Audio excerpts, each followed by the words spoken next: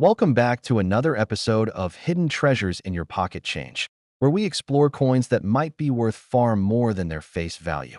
Today, we're examining two state quarters that many people have likely passed through their hands without realizing their potential worth: the 1999 Pennsylvania and the 2005 Minnesota state quarters.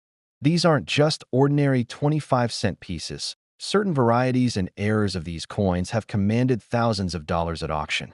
Let's dive into our first feature coin of the day, the 1999 Pennsylvania State Quarter, which kicked off a collecting phenomenon that swept the nation. The 1999 Pennsylvania State Quarter holds a special place in numismatic history as the second coin released in the groundbreaking 50 State Quarters program. This initiative, launched by the United States Mint in 1999, aimed to honor each state with a unique quarter design released in the order they joined the Union. Following Delaware, Pennsylvania's quarter entered circulation in March 1999, featuring an elegant design that showcases the Commonwealth statue atop the state's Capitol dome, an outline of the state itself, and the inscription, Virtue, Liberty, Independence, Pennsylvania's state motto. What many collectors don't realize is that among the millions of Pennsylvania quarters minted, certain varieties have become highly sought after treasures worth significantly more than 25 cents. The most valuable variety of the 1999 Pennsylvania quarter is what collectors call the rotated reverse error. This fascinating minting mistake occurred when the die used to strike the reverse side of the coin was improperly installed, resulting in a design that's rotated relative to the obverse. While most coins have their reverse properly aligned, upright when flipped side to side, these error coins show the reverse design rotated anywhere from 5 to 180 degrees. The greater the rotation, the more valuable the coin becomes, with specimens showing 180-degree rotation commanding premium prices. Additionally, keen-eyed collectors should look for what's known as the extra leaf variety on some Pennsylvania quarters, where an additional leaf appears on the corn stalk to the left of the Commonwealth statue, a die error that creates a distinct and valuable variety. When it comes to market value, the 1999 Pennsylvania quarter has seen some impressive auction results over the years. A circulated example of the rotated reverse error in average condition might fetch between $50 and $100, but specimens in pristine mint state can command much higher prices. In 2019, a 1999 Pennsylvania quarter graded MS 67 by PCGS with a significant rotation error sold for an astounding $4,800 at auction. Even more remarkable was a 2006 sale of a Pennsylvania quarter with a 180-degree rotation in near-perfect condition that reached over $6,000. The extra leaf variety, while not as dramatic as the rotated reverse, still commands impressive prices, with uncirculated examples regularly selling for $300 to $500 depending on grade and eye appeal. What makes the Pennsylvania quarter particularly interesting to collectors is the story behind its design and the unexpected errors that occurred during its production. The Commonwealth statue featured on the quarter is actually a 14-foot 6-inch bronze-gilded statue designed by Roland Hinton Perry that has stood atop Pennsylvania's Capitol dome since 1905. The statue faces west, symbolically looking toward the nation's future. The corn stalks flanking the design represent Pennsylvania's agricultural heritage and its position as a leading corn-producing state. The errors that created these valuable varieties occurred during the massive production rush at the Philadelphia and Denver mints as they struggled to meet unprecedented demand for the new state quarters. Collectors believe that the pressure to produce hundreds of millions of quarters quickly led to less stringent quality control, allowing these errors to slip through and enter circulation. Condition plays a crucial role in determining the value of these quarters, as with any collectible coin. Circulated examples of the rotated reverse error, even with significant rotation, typically sell for modest sums because the wear often obscures the details that make them desirable.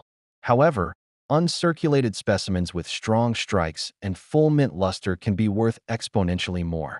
The difference between a coin graded MS 63 and one graded MS 66 can be thousands of dollars in the case of significant rotation errors. When examining your Pennsylvania quarters, look for signs of wear on the high points of the design, particularly on the Commonwealth statue and the lettering. Coins with minimal contact marks, strong luster, and no discoloration will command the highest premiums. For the extra leaf variety, clarity of the extra leaf detail is paramount. Well-struck examples where the additional leaf is clearly visible are worth significantly more than those where the detail is soft or partially obscured. The 1999 Pennsylvania state quarter represents more than just a piece of circulating currency. It's a snapshot of American history, a testament to the craftsmanship and occasional errors of the United States Mint, and potentially a valuable addition to any collection. As the second release in the 50 state quarters program, it helped spark a collecting frenzy that introduced millions of Americans to the hobby of coin collecting. Whether you're a seasoned numismatist or someone who just happens to have a jar of old quarters, taking a closer look at your 1999 Pennsylvania quarters might reveal a hidden treasure worth far more than you ever imagined. The thrill of finding one of these valuable varieties in circulation still exists today, as many remain undiscovered in collections, jars, and pockets across the country. Now let's turn our attention to a state quarter that sparked a different kind of collecting frenzy when it was released, the 2005 Minnesota state quarter. While the Pennsylvania quarter kicked off the program, the Minnesota quarter, released as the 32nd coin in the series in early 2005, became legendary for its complex and often subtle minting errors that sent collectors nationwide scrambling through their pocket change. This quarter, celebrating Minnesota's nickname, Land of 10,000 Lakes, and its abundant forests, features a design depicting a common loon swimming in the water, two fishing lines, and a textured outline of the state.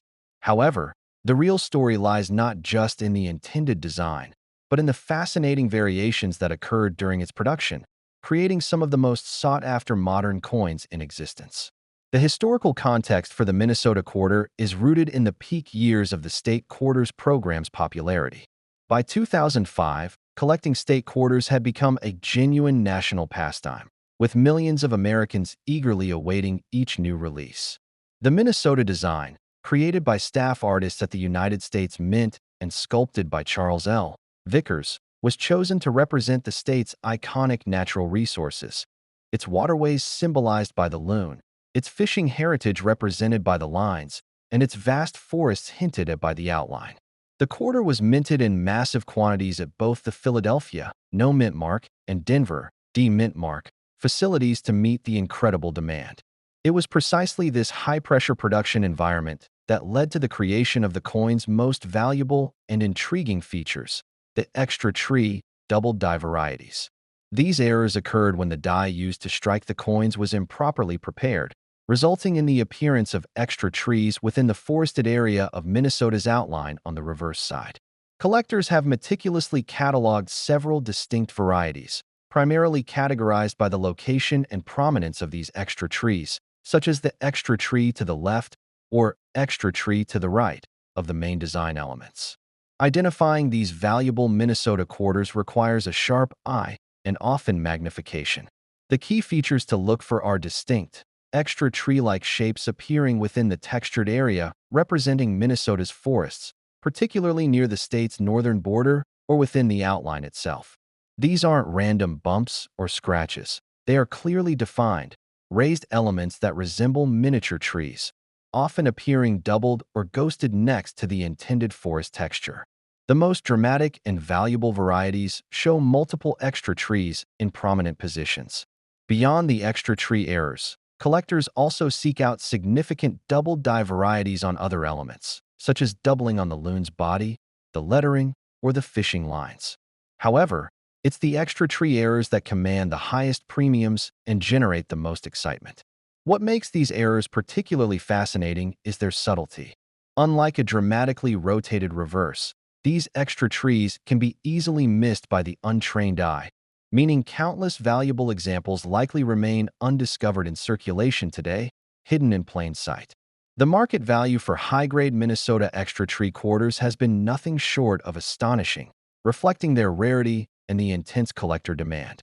While a circulated example with a minor extra tree might sell for $50 to $200, the value skyrockets for uncirculated specimens with prominent, well-defined extra trees.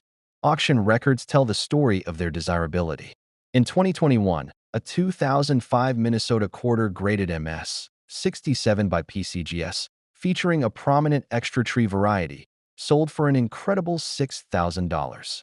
Even more impressive was a 2019 auction where a top population MS68 example with a dramatic extra tree error realized over $8,500. These prices represent the pinnacle for the most desirable varieties in the finest known condition. More commonly, uncirculated examples, MS63 to MS66, with clear extra tree errors typically range from $500 to $2,500, depending on the specific variety, the prominence of the extra trees, and the overall eye appeal of the coin. The Denver Mint, D Mint mark, versions of these errors are generally considered rarer and often command a slight premium over their Philadelphia counterparts, though both are highly sought after. Beyond the technical aspects and market values, the Minnesota quarter errors offer some truly interesting stories and insights into the world of modern minting.